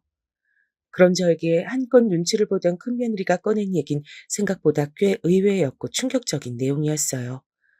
음, 서방님 그렇게 되시고 사실 그전부터 말씀드릴까 했는데 이제 시기가 되지 않았나 싶어서요. 동서에 대한 얘긴데요. 제가 볼 때 동서는 좀 저기 보니까 아기를 말이에요. 일부러 안 가지려 했더라고요. 그 말에 저는 눈이 번쩍 띄어 왜 그런가 싶었어요. 안 그래도 둘째 아들과 며느린 나이 차이가 좀 났거든요. 어린 며느리를 들인 셈이라 애긴 크게 재촉하지 않았어요. 본인은 신혼을 즐기겠다고 했지만 제가 알기론 아예 안 가질 생각이었나 봐요. 그게 아마 서방님도 아셨을걸요? 자긴 싫다고 이 집 씨를 남기기 싫다나? 그렇게 말을 하길래 저도 엄청 놀랐어요. 뭐? 아니, 왜? 그렇게까지 말할 일이 뭐가 있냐, 걔한테? 그게 동서가 좀 자잘하게 불만이 많았던 모양이에요. 아시다시피 동서 친정도 여유 있는 집은 아니고 나이 좀 있는 남편한테 일찍 시집 보낸 것도 얼른 형편 피워서 편하게 살고 싶었던 것 같아요. 근데 저희 집에 비해서 자기는 작은 신혼집 사줬다고 주변에 알리기 창피하다 그러더라고요. 여기까지 듣는 중 평소 그냥 무뚝뚝하고 퉁명스럽다고만 생각했던 둘째한테 그런 모습이 있었는지 처음 알았어요. 아니, 무슨 그런, 난 처음 듣는 얘기구나. 너무 갑작스럽다. 뭐가 그렇게 불만이라니? 아휴, 그러게 말이에요. 게다가 그건 둘째치고 서방님이 안 계신다고 너무 이쪽도 안 들어보는 느낌이에요. 동서야 워낙 시댁 일에 관심이 없었지만 남편 먼저 보냈으니 더 연이 끊겼다고 생각하는 것 같더라고요. 제가 이번 명절 때 같이 하자니까 싫다고 대놓고 말하고 아마 동서도 슬슬 혼자 살 준비를 하지 않을까요? 그렇게 들어보니 그런 것 같기도 하고 어차피 둘째는 그 해를 넘기지 않고 내보낼 생각은 하고 있었죠. 하지만 저런 얘기를 들어보니 마음이 좋진 않더라고요. 그래서 말인데, 어머니, 지금 집에 혼자 계시기 너무 적적하시잖아요. 아들들, 드나들고 하니 큰 집 얻으셨던 건데, 저도 남편이랑 요 근래 한참 상의하고 결정한 건데요. 애들한테도 말해서 서로 동의를 하긴 했어요. 음, 저희랑 같이 사시는 거 어떠세요? 저는 순간 눈이 번쩍 뜨여 대답을 하지 못했어요. 말이야 너무 고맙지만 그게 선뜻 그렇게 결정해서 들어갈 순 없으니까요. 큰며느리가 싹싹하고 밝은 성격이기야 하지만 같이 사는 건 또 다를 텐데 고민이 많아지더라고요. 저희 집에 방 하나 비워두면 되니까 너무 걱정하지 마세요. 이제 애들도 어느 정도 커서 자기들 방만 있고 생활 있으면 신경도 안 쓰고 어른 누가 더 계신다 한들 상관없을 거예요. 게다가 큰애는 미국 유학도 생각하고 있고 조만간 방 하나도 더 비게 될 거니까 여럿이서 지내는 데는 전혀 문제 없어요. 저는 우선 생각 좀 해보겠다고 했는데 한 일주일쯤 지났을까요? 둘째 며느리가 저한테 연락을 해왔죠. 직접 찾아온 것도 아니고 전화로 이렇게 말을 하더라고요. 어머니, 저 사실 친정엄마 몸이 많이 안 좋으셔서 제가 좀 챙겨드려야 할 것 같아요. 그리고 남편이랑 같이 살던 집도 이제 정리를 해야 될 것 같아서 어머니가 사주신 집이니까 어떻게 해야 될지 여쭤보고 싶어서요. 이 말인즉슨 자기도 이제 이 집에서 나가 별개의 삶을 살겠단 거였어요. 친정 사정도 있다지만 겸사겸사 다 그쪽으로 이어지는 말이었으니까요. 사실 큰며느리로부터 그런 찝찝한 얘기들을 다 듣지 않았다면 흔쾌히 보내줬을 텐데 어쨌건 저는 알겠다고 하고 마무리 지었답니다. 그래, 그렇게 해야 된다고 생각했었어. 둘째 너도 고생 많구나. 친정어머니 잘 챙겨드리고 내 대신 안부도 전해드리고 자세한 건 만나서 나누자꾸나. 이 부분을 큰며느리랑 통화하는 중에 말했더니 거보라고 자기 말이 맞지 않냐고 하더라고요. 동서는 그 말할 타이밍만 찾고 있었던 거겠죠. 보세요. 제 말이 맞잖아요. 친정엄마는 무슨 그냥 다 빼고 나가겠다고 말하기 자기도 좀 민망하니까 핑계대는 거죠. 어머니, 이렇게 된 마당에 너무 오래 생각하지 마시고 저희랑 합치시는 게 어때요? 저 이미 이것저것 필요한 거 다 알아봤어요, 어머니. 이렇게 되어 저는 기존에 살고 있던 집을 팔게 되었고요. 저와 아들네 부부, 그리고 손주들까지 같이 살 만한 집을 찾다 보니 새로운 동네로 이사를 가야 했답니다. 구구절절 꼼꼼하게 큰며느리가 다 알아보고 알려줬죠. 이쪽 부분이 학군도 좋고 오랫도록 저희랑 애들 보면서 같이 사시기 좋으니까요. 그리고 어머니 연세 있으시니까 이제 대학병원 근처에서 지내는 게 좋아요. 그전에 계셨던 집은 다 차 타고 움직여야 하는 동네였잖아요. 이쪽으로 나오시길 잘하신 것 같아요. 그래서 저도 흔쾌히 수락을 했고 이후로 같이 사는 생활이 시작됐답니다. 우선은 큰 손주가 한창 공부해야 될 때였기 때문에 저도 귀여운 손주들의 앞날을 생각해서 맞추게 됐죠. 그렇다면 이후의 생활은 어땠냐고요? 적어도 뭐랄까, 이때 이후에 1년 동안은 큰 문제가 없었어요. 그러니 저도 아무것도 모른 채 모든 걸 다 맡긴 채 태평하게 지내고 있었겠죠. 이게 무슨 말이냐면 이후로 저에게 엄청난 신변의 변화가 일어났거든요. 전 제가 오래 살았던 그 낡은 아파트와 아이들과 살림을 합치기 위해 처분했던 그 꼬마 빌딩까지 훗날 그렇게 사무치게 그리워서 울게 될 줄 몰랐어요. 여기서 제가 한 가지 말씀을 드리고 싶은 건 가급적 관짝 닫을 때까지 자식도 믿지 말란 말씀 드리고 싶네요. 제가 그 피해자 중 한 명이니까요. 사실 이후로 1년간은 조용히 모든 게 무던하게 흘러갔어요. 큰애들은 해외 업무가 많은지라 집에 잘 없기도 했고요. 큰 며느리는 자기 자식들 공부 때문에 맨날 어디 쫓아다니고 중간에 일도 하고 어쩌고 하면서 얘네들과 마찰은 없었죠. 그런데 그해 겨울쯤이었을까요? 큰며느리가 갑자기 얘기를 꺼내는 거예요. 저기 어머니, 음, 저희 이번에 진우 학교 때문에 많이 알아봤는데 원래는 진우만 보내려고 했었거든요. 근데 아무리 애아빠 출장이 그쪽이 많다고 한들 가족이 같이 가는 거랑 따로 사는 건 틀리니까 어떻게 생각하세요? 저희랑 같이 미국 가시는 거요. 미, 미국? 내가, 내가 같이 가야 하는 거야? 그런데 어쩔 수 없어서요. 어머니 여기 혼자 계실 순 없잖아요. 어머니만 계시게 할 수는 없다고 애아빠도 그렇게 말하고. 가서도 저도 적응하느라 계속 바쁘긴 하겠지만 어머니도 그때같이 쉬엄쉬엄 다니시면서 현지 분위기 익히시면 되죠. 한인 커뮤니티도 잘 돼 있는 곳으로 가려고 해요. 그러면서 큰며느리는 몇 가지 자기가 조사해 온 것들을 설명해 주고 팜플렛이니 뭐니 여러 가지 보여주긴 했어요. 근데 저만 그런 걸까요? 이 나이에 벌컥 해외로 떠나 게다가 안 그래도 저의 세대 기준으로는 어렵고 무섭게 생각하는 영어권 나라에 제가 필요하지 않은 이유로 가 있다는 게 말이 될까요? 하지만 이런 걸 누군가에게 상담하고 싶어도 이미 거처를 애들 맞춰서 옮긴 제 입장에선 그럴 만한 사람도 없었어요.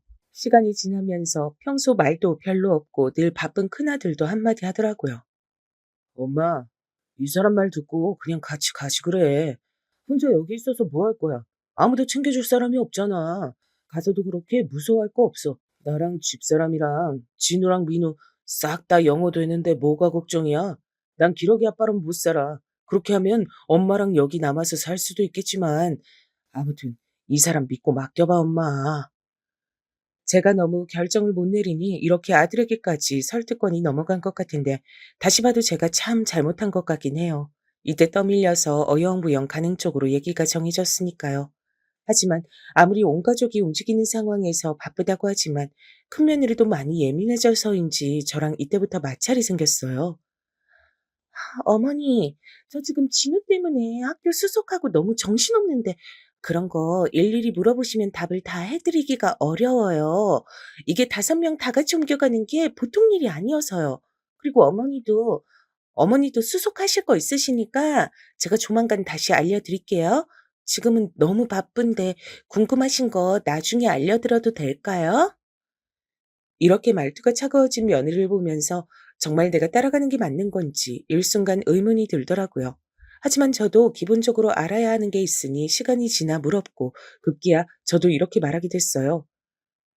이렇게 자꾸 복잡하고 큰일 앞두고 물어보고 싶은 것도 못 묻고 눈치만 보느니 안 가는 게 낫겠다. 니들끼리만 가고 난 다 물러줘. 혼자 알아서 살 테니까. 그러자 큰며느린 이 말에 움찔했는지 다시 절 달래더라고요. 어머니, 참, 왜 이러세요? 제가 잘못했어요. 어머니도 궁금하신 거 많으실 텐데 제가 너무 정신이 없었나 봐요. 그리고 이제 와서 안 가신다고 하면 저도 곤란해요. 이미 이 집 내놓고 어쩌고 해서 짐도 다 붙이고 있고 그쪽으로 돈도 엄청 들여서 일을 꾸리고 있는데 그렇게 감정이 앞서신 소리만 하시면 저도 힘들죠. 제가 급한 불 끄고 좀 봐드릴게요. 하지만 이렇게 달래는 것도 아닌 것도 못한 말을 듣고 전 날짜가 다가올수록 나날이 마음이 편치 않더라고요. 와중에 아들은 또 먼저 미국으로 나갔어요. 엄마, 내가 먼저 가서 집도 좀 보고 상황을 봐야 될 것 같아. 엄마가 이 사람이랑 얘기 잘하고 애들 잘 데리고 들어오면 될 것 같아요. 나도 맨날 동료들 떠나는 것만 봤지 가서 내가 할 일이 많을 거야 아마. 가뜩이나 평소 소통이 많지 않은 아들마저 이렇게 나갔고 결국 점점 비어가는 집안에 저와 며느리 둘만 남았는데요. 갈수록 우리 사이는 불편하고 세상 어색해져 가더라고요. 저한테 직접적으로 뭐라 하진 않지만 마치 들으란 듯이 한탄하는 소리들이 있었어요. 참 많이 당황스러웠습니다. 진우야, 빨리 나와서 너도 좀 이거 정리해. 미국 나 혼자 가니? 너 때문에 다 이렇게 하는 건데 왜 이 집에서 일하는 건 나 혼자뿐이야? 다들 나한테만 와서 귀찮게 물어대고 진짜 짜증나 죽겠어. 그놈의 자식이 뭐라고 진짜. 빨리 와서 네 몫은 네가 해. 큰며느린 큰손주에게 화를 내고 있었지만 사실상 저한테 화내는 거나 마찬가지였죠. 그러니 집 분위긴 뒤숭숭하고 전 하루하루 가시방석이었어요. 하지만 믿고 기댈 데가 여기밖에 없으니 엄마만 믿고 태어난 아기가 아무런 환경에 놓여 있는 거나 똑같았죠. 그러던 중에 슬슬 집 정리를 마무리하게 됐고 손주들은 사춘기랍시고 저랑 말도 잘 안 하고 퉁명스러우니 전 이 집에서 점점 말이 줄어들게 됐답니다. 와중에 큰며느리는 정말 필요한 얘기만 전달했고요. 생각해보면 사람이 이렇게 밑도 끝도 없이 맞춰주면 더 만만하게 보는 것 같아요. 저기 어머니, 여권은 준비되셨을 거고 나머지 필요한 건 제가 또 말할게요. 애아빠랑도 지금 연락이 다 되다 말다 해서 이 사람 진짜 왜 이렇게 전화를 안 받아요? 저한테 일 맡겨놓고 말이에요. 아, 그러게. 그래, 네가 고생이 많겠구나. 얘기 좀 잘 해보지 그러냐. 저도 모르게 움츠러들어 아들에 대한 며느리의 불평을 듣고 있어야 했죠. 그런데 날짜를 맞추고 있는데 정말 제 집 말고는 아무것도 얘기를 안 해주는 거예요. 계속 날이 서 있는 큰며느리와 손주들과 함께 어찌저찌 차를 타서 공항으로 이동하게 됐어요. 그리고 그때부터 두 번 다시 떠올리기도 힘든 그날의 사건은 시작되고 말았답니다. 어머니, 여기 있으시면 저랑 애랑 가서 짐 좀 붙이고 필요한 거 받아올게요. 넓어서 또 떨어지면 만날 때 헤매니까 여기 일단 계세요. 그래서 전 빠르게 다시 물어봤습니다. 아, 그래. 근데 나도 같이 가 있어야 되는 거 아니냐? 여기 너무 넓고 정신없는데 무슨 비행기를 타야 하는 거냐? 그러니 큰며느리는 아주 짜증스럽게 대꾸를 하는 거예요. 아이, 참. 아직 탑승권도 안 받았고 저도 무슨 편인지 몰라요. 가서 받아올 테니까 기다리시라고요. 저 지금 밥도 못 먹고 커피도 못 마셔서 뭔 정신인지 모르겠어요. 진우야, 빨리 따라와. 그러면서 큰며느린 얼른 일어서서 자리를 떠버렸고요. 그 뒷모습을 보면서 저도 참 어안이 벙벙했고요. 제가 알기론 비행기 시간이 오전 10시 반이었고 우리가 도착한 건 8시쯤이었거든요. 근데 넓은 공항에서 손주들을 데리고 사라진 며느린 30분이 지나도록 연락이 없더라고요. 전화도 안 되고 손주들도 안 받고요. 점점 초조해진 전 저 역시 온갖 걱정과 낯설음에 밀려 밤을 샜기 때문에 엄청 피곤했지만 더 예민해져 있었어요. 비행기 편이나 아무것도 제대로 뚜렷하게 알려주지 않고 그저 지역만 말해주고 시간대만 말해주니 어떻게 할 수가 없는 거예요. 이 부분에서 지나가는 사람들에게 도움을 요청했지만 제가 묻는 내용도 정확치 않았어요. 그게 우리 며느리가 그 수속하고 온다 했는데 벌써 1시간이 되도록 연락이 안 돼요. 전화도 안 받고 미국이요, 미국. 미국 가는 건데 10시 반 비행기라 그랬는데 이렇게 있어도 되는 건가요? 아님 그 수속하는 쪽 좀 어딘지 알려줘요. 그러자 그 사람들도 되게 당황스러워하더라고요. 아, 여기가 워낙 복잡하고 커서 그리고 미국 가는 비행기가 한두 편이 아닌데요, 할머니. 며느님이랑 다시 전화를 해 보시는 게 그리고 10시 반 비행기면 진즉 벌써 들어갔을 텐데요.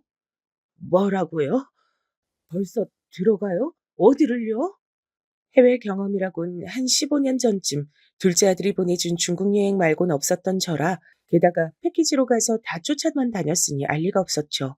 그리하여 힘들게 수속하는 쪽으로 넘어가서 물어물어 여권을 보여주곤 했지만 제가 뭔 비행기를 타고 하는지 중요한 걸 모르잖아요. 그래서 이 모든 내용을 건너뛰고 결론부터 말하자면요. 말하자면 저도 참 수치스럽고 비참하지만 저는 그날 공항에 버려진 게 맞았답니다. 이 상황을 그 말 말곤 달리 뭐라고 할지도 모르겠어요. 버려진 게 맞으니까요. 큰며느리와 손주들은 집채 같은 짐들을 싣고 사라진 이후 제 앞에 나타나지 않았고요. 전 그날 밤이 되고 다음날 새벽으로 넘어갈 때까지 계속 혼자 있었죠. 아들이요.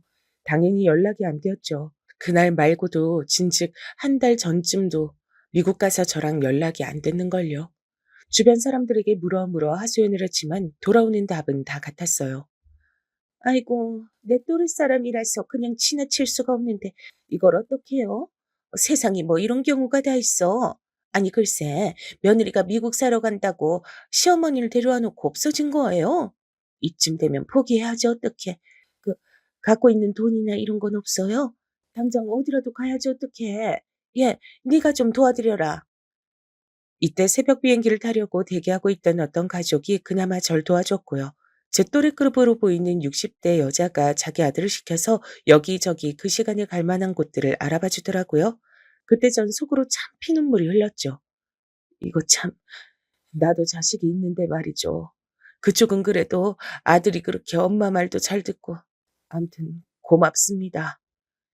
이런 어줍지 않은 말로 감사를 전하는데 너무 서럽고 기가 막히고 눈물이 줄줄 났어요. 세상에 갑작스런 재난을 당한데도 이보다 덜 절망스럽고 당황스러울 것 같아요. 절 안타까워하며 본인 엄마 또래라고 하나라도 더 챙겨 알려주려는 그 집 아들을 보니 생전에 딸내미처럼 제 옆에 붙어 있던 둘째 아들이 너무 보고 싶어지더군요. 전 그 이후로 얼마 없던 현금들을 갖고 어찌어찌 노인네들 많은 센터로 가게 됐어요. 절 상담해 준 젊은 여직원은 처음엔 절 무척 생각하는 듯 말해주더군요. 평범치 않은 일을 겪었던 전 차마 경찰에 신고하고 그럴 순 없고 일단 뭐든 간에 안정이 좀 되길 바랬어요. 경찰 신고까진 아직 좀 모르겠네요. 애들도 사정이 있었을까 봐. 아이고, 할머니 너무 순진하시다. 여기 뭐 똑같진 아니어도 비슷하게 넘어오신 할머니, 할아버지가 숱하게 많아요. 그건 버린 거지 뭐예요. 게다가 사정 지금 들어보니 완전히 다 뜯긴 거 맞잖아요. 근데 왜 집 팔려고 할 때 순진하게 다 팔아가지고 주셨어요. 쥐고 계셨어야지. 이 여직원은 절 처음엔 걱정해 주는 듯 보였지만 듣다 보니 점점 제 얘기를 갖고 조롱하는 것처럼 느껴지더라고요. 그게, 아유, 그러게. 이젠 뭐가 뭔지 모르겠어. 난 앞으로 어떻게 해야 될지도 모르겠고. 저희는 그런 뒤치다꺼리까진 다 못 해드려요. 그냥 여기 좀 머무시다가 갈 곳 생기시면 보내드리면 되는 거고, 없어도 엄연히 저희도 장소 제공에 식사 다 드리는 거니까 금액 지불하셔야 되고요. 지금 돈은 얼마나 갖고 계세요? 선불로 계약을 해야 하실 수 있어요. 제가 갖고 있던 돈은 얼마 없었고 간신히 선불을 낼 수 있어서 얼마 계약을 했는데요. 이후로도 진짜 크고 작은 힘든 일이 너무 많았어요. 여기 다 설명할 순 없지만 노인네가 왜 나이 들면 돈을 쥐고 있어야 하는지 처절하게 경험을 했답니다. 할머니, 우리 곧 있으면 연장 계약해야 되는데 예산 되시는 거 맞아요? 실은 우리가 자리가 없어서 빨리빨리 회전이 돌아야 되거든요. 아직도 며느리랑 아들이랑은 연락 안 되시는 거예요? 저 역시 이 부분은 비참하고 힘든 부분이라 그나마 맞다고 수긍을 했더니 대놓고 앞에서 막 조롱을 하는 거예요. 그럼 얼마 못 계시겠네. 그때 갖고 계신 게 전부라면서요. 그럼 이번 주까지만 계시고 자리 빼줘야 돼요. 그러게 너무 섣부르셨다 진짜. 지금까지 연락 없으면 자식들이 시어머니 버린 거 맞죠? 하여간 노인네가 되면 지능이 절로 떨어지나? 암만 모지라도 그렇지. 치매가 와도 돈줄은 쥐고 있어야지. 너무 대책들이 없다니까. 이 말들을 다시 생각하면 너무 화가 나고 같이 싸우고 싶지만 저는 말 맞다나 그럴 주제가 못 되는 상황이었어요. 당장 얼마 안 되어 쫓겨나게 됐으니 무슨 여력이 더 있겠나요? 얼마 없는 제 짐들을 갖고 방으로 나올 땐 더 매몰차게 대하더군요. 그 뒤로 전 중간 끝도 없이 정말 말도 안 되는 곳들을 중심으로 겉돌며 지냈죠. 센터에 있을 땐 그나마 밥도 먹었고요. 심지어 그때 아들이랑 잠깐 연락도 닿았어요. 엄마, 아니, 아니. 그렇게 말하지 말고. 이 사람도 사정이 있겠지. 난 아직 여기서도 출장지 와 있어서 애들이랑 애 엄마 못 만났어. 뭐, 경찰? 아니, 뭐 그런 생각까지 했대? 엄만 진짜 너무 극단적이라니까. 너 지금 엄마가 어떤 상황에 있는 거 아니? 그렇게 말할 게 있고 아닐 게 따로 있어. 엄마 지금 미치기 일보 직전이다. 어떡할 거냐? 일단 엄마 나 바빠서 좀 끊을게. 지금 통화할 상황이 아니야. 이렇게 전화가 끊어져 버렸다면 믿어지실까요? 그 뒤로 암만 걸어대고 연락이 안 되고 전 얘네 가족이랑 조금도 소통을 할 수가 없었어요. 그렇게 돌고 돌며 말도 안 되는 이 짐 가방만도 못한 게 내 신세 같더군요. 한 번은 같은 여자 노숙자 같은 사람한테 험한 꼴을 당한 적도 있고 그날은 너무 무서워서 꿈까지 꿨더랍니다. 죽은 남편이 지나가기도 하고 아들도 슬쩍 지나가는 것 같고 하여간 그렇게 느껴지는 사람들은 다 나왔어요. 차라리 제가 무슨 6.25 전쟁통 고아라도 이런 일을 겪었다면 그나마 시대적인 납득이라도 됐을 거예요. 일생은 노숙과는 거리가 멀었던 전데 어쩌다가 이렇게 옮겨 다니는 삶을 살게 된 거냐고요. 너무 기막히고 구슬퍼져서 눈물 콧물 다 참아가며 그냥 이렇게 사라졌으면 좋겠다며 잠을 청했던 날이 있었어요. 근데 그날 꿈엔 아들이 참 선명하게 나오더라고요. 그렇게 그리워하고 그리워했던 모습으로 제가 마지막으로 봤던 날쯤의 모습으로 나와선 이런 허무맹랑한 소리를 했었어요. 엄마, 조금만 참아요. 내가 다 해줄게. 내가 다 도와줄게. 조금만 힘내. 참, 이런 바보 같은 꿈까지 꾸고 저도 그때 얼마나 절실하고 간절했음 허기지고 초췌한 꼴로 새벽에 깨선 손을 연신 흔들고 있었어요. 진짜 꿈인지 뭔지 모르겠어서 아들이 눈앞에 있나 없나 확인하려고 손을 허우적댔으니까요. 전 그나마 나이 먹은 걸로 얻은 건 지하철 낼 편히 돌아다닐 수 있다는 권리뿐이라 그렇게 이동하고 돌아다니긴 했어요. 의지할 사람 하나 없이 이렇게 졸지에 70 다 먹어서 고와 같이 혼자가 될 수도 있더군요. 근데 제가 이 일을 설명하기 위해선 좀 이상해 보일 수도 있지만 아무튼 저희 아들이 나왔던 꿈을 기점으로 말을 해야 될 것 같아요. 기막힌 천재지변과 같은 일과 기막힌 기적 같은 일을 비슷한 간격으로 겪었으니까요. 아들 꿈을 꾸고 난 뒤 일주일쯤 지나서 말이죠. 저랑 관계가 있는 사람이라면서 찾아온 사람이 있었어요. 그건 다름 아닌 제 둘째 며느리였답니다. 어머니, 실종 신고 제 손으로 하면서도 얼마나 놀라고 떨렸는지 몰라요. 대체 어떻게 되신 거예요? 정말이지 찾기 너무 힘들었어요. 무슨 일이라도 나신 줄 알고. 근데 진짜 어떻게 이런 상태가 되신 거예요? 둘째 며느리가 절 찾아서 만나기까진 나름 복잡한 여정이 있었어요. 제가 이쪽 센터로 넘어와서 떠돌다가 또 지역을 달리해서 돌아다니고 있었으니까요. 아니 근데 거두절미하고 신고부터 일단 하길 잘했던 것 같아요, 어머니. 우선 계실 데 없으신 거죠? 저희 집으로 그쪽으로 모실게요. 일단 같이 가셔요. 참 새삼스럽게도 절 어머니라고 부르는 대상에게 나름 치를 떨고 움츠리며 살았던 1년 남짓의 시간이 떠오르더군요. 새롭게 절도 어머니라고 부르며 나타난 둘째 며느리와는 너무나 행보가 달랐으니까요. 둘째 며느리는 목욕탕부터 끊어주었고 평소 워낙에 무뚝뚝한 애라 할 말만 하는 애였지만 전 그저 눈물이 절로 날 뿐이었어요. 어머니, 얘기는 조금 이따 하고요. 목욕탕부터 우선 다녀오셔요. 전 요 앞 카페에서 기다리고 있을게요. 슬프게도 전 앞선 경험 때문에 많이 나를 서 있었고 경계하고 있었던 것 같아요. 한사코 둘째 며느리한테 이렇게 말하며 매달렸으니까요. 요 앞 어디? 어디 가려고? 너도 어디 가야 되냐? 바쁘냐? 어머니, 저 어디 안 가요. 제가 가서 뭘 하겠어요. 어머니 찾으러 왔는데요. 걱정 마시고. 참. 저 이런 거 되게 어색한데. 알겠어요. 그럼 같이 들어갈게요. 가요, 우리. 결국 둘째 며느리는 저랑 같이 목욕탕에 들어왔고 세심까지 붙여줘서 간만에 따뜻한 곳에서 완전히 씻고 시간을 보내줬어요. 생각해보면 둘째 아들이 있던 시절에도 이렇게 목욕탕을 다녀본 적이 없어서인지 저도 뒤늦게 정신이 들고 나서야 좀 부끄럽더라고요. 그리고 나와 둘째 며느리가 사는 작은 아파트로 같이 들어갔고 거기서 얘는 달각거리면서 뭔가를 만들어주더군요. 그리고 슬슬 입을 열기 시작했는데 내내 목이 메어서 뭘 삼킬 수가 없었어요. 이거 천천히 드세요, 어머니. 저 요리 못하는 거 아시니까 이해해 주실 거라고 믿고. 아참, 저기 어머니 형님이랑 같이 사신다고 들었는데 앞만 봐도 평탄한 사정은 아니었나 보네요. 저한테도 어찌 된 건지 말씀 좀 해주세요. 저는 이때도 말하면서 몇 번이나 억울해서 통곡을 하고 숟가락을 내려놓고 연신 얼굴을 감싸고 계속 끄끄 오열을 했어요. 제 어깨가 떨리는 게 제 눈에 보일 정도였으니까요. 다 들은 둘째 며느린 믿을 수 없다는 얼굴이더군요. 그리고 이어가는 말에 내가 완전히 제대로 속았다는 생각을 지울 수 없었어요. 와, 형님 이거 진짜 윗사람이라고 존대할 자격도 없는 인간이네요. 저한테는 자꾸 사별했으니 다른 삶을 살라는 둥 하도 참견에 대해서 제가 무시했거든요. 저도 뭐 그 생각을 안 한 건 아니었는데 형님이 자꾸 저보고 어머니 모시고 평생 살 거 아니면 족보 복잡하게 하지 말고 동서인생 살라고 참견질이었거든요. 뭐라고? 큰애가 그렇게 말을 했단 말이야?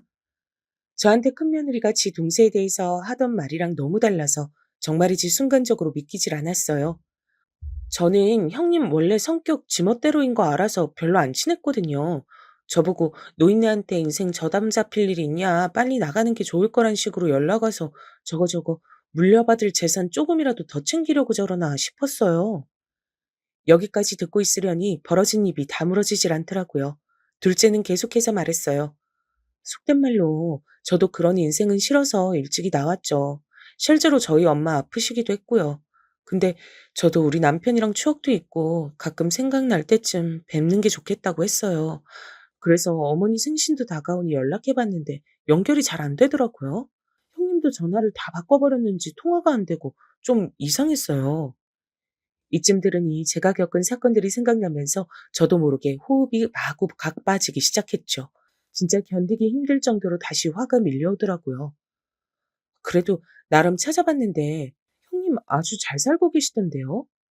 전 여기서 정말 토할 뻔했지 뭐예요. 큰며느리네 근황이 궁금했던 건 저도 마찬가지였으니까요. 몇 번이나 그 공항에서 벌어지던 날을 헛꿈꾸고 헛소리를 해가며 잊지 못했거든요. 뭐야? 어떻게? 어떻게 하고 있는데? 장난도 아니더라고요. 형님이 뭐 연락처 다 바꿔버리고 했을지언정 저한텐 진우 SNS 계정 아이디가 있어서 그걸로 근황을 찾아봤어요. 확실히 아주버님은 바쁘셔서 그런지 근황 언급이 안 됐고 형님은 아주 호화롭게 사시던데요. 골프 치러 다니고 명품에 미국에 관광 간 사람처럼 한풀이하며 잘 살던데요. 그쯤 얘기하다 둘째는 제 눈치를 슬쩍 보더니 이때부터 말을 좀 조절하며 하기 시작했죠. 어머니, 너무 흥분하지 마시고, 일단은요, 저도 그 풍경 안에 어머니가 없는 게 이상한 거예요. 그래서 주변에 상담해보니 다들 유추하는 게 비슷해 보이더라고요. 암만 해도 마음에 걸려서 실종 신고한 거고, 그러고 이렇게 시간 지나서 어머니 만나게 된 거예요. 저는 이렇게 둘째 며느리가 절 찾아오게 된 상황까지는 두 번 말할 필요도 없이 고맙고 고마웠지만 큰며느리 그 근황을 듣고 가슴이 타는 듯 했어요. 온전히 앉아 있을 수가 없어 바닥에 주저앉다 못해 누워버렸답니다. 아, 내가 차라리 죽는 게 나았겠다. 왜 못 죽었을까? 나는 당한 거야. 당한 거라고. 이런 제 말에 둘째 며느리는 같이 슬퍼해주긴커녕 천연덕스럽게 받아치더라고요.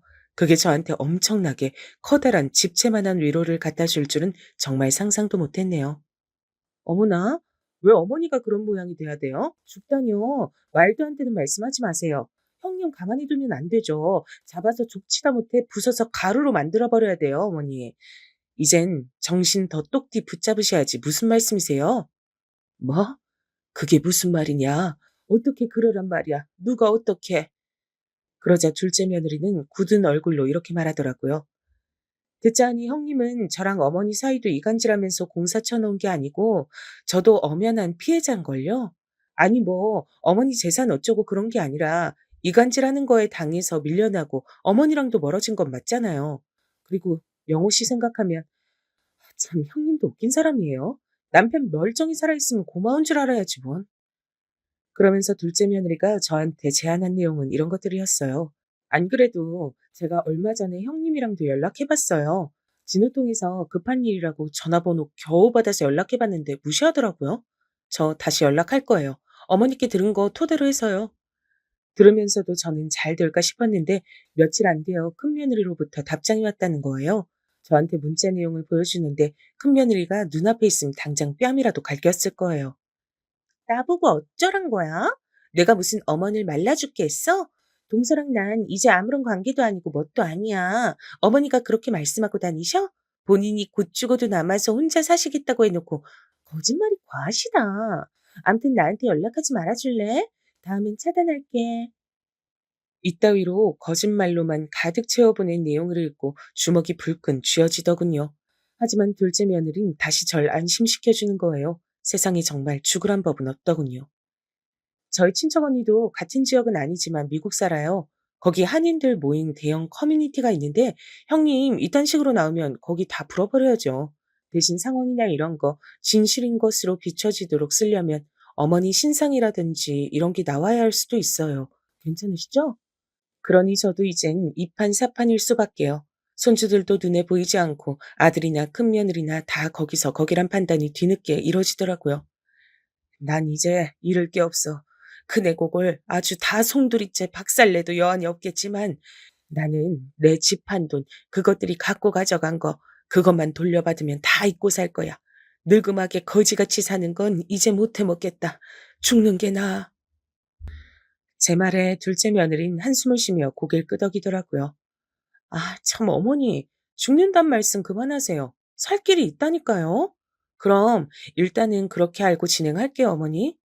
그리하여 둘째 며느린 아주 대장정의 글을 써서 그 한인 커뮤니티인지 뭔지 아는 곳에 큰 며느리네 가족을 고발하게 됐어요. 역시나 허세 심하고 남들 눈 의식하고 사는 형님한텐 이 방법이 최고예요. 경찰에 신고하고 뭐라고 해도 제대로 도움도 안 되고 이렇게 신상 애매하게 공개해서 먹이는 게 최고거든요. 그 글에는 홀로 남은 시어머니를 꼬드겨 집까지 팔게 하고 그 돈 싹 다 가지고 날라버린 큰며느리의 만행을 전부 지적하고 있었죠. 손주들 이름까지 적당히 노출이 돼서 그런지 참 거짓말처럼 얼마 뒤에 연락이 왔답니다. 형님 장난 아닌데요? 그래서 제가 어머니랑 얘기하라고 전화 연결해 드린다고 했어요. 그 전까진 글 안 지울 거라고 경고했죠. 이리하여 저는 정말 얼마만인가요? 그렇게 처절하게 기다리고 기다렸던 큰며느리와 겨우 연락이 되어 제 한을 토해내게 됐답니다. 너, 너, 내가 싹 다 고소해서 없애버릴 거야. 한국 들어오든지 돈을 내놓던지 빨리 제자리로 돌려놓으라고!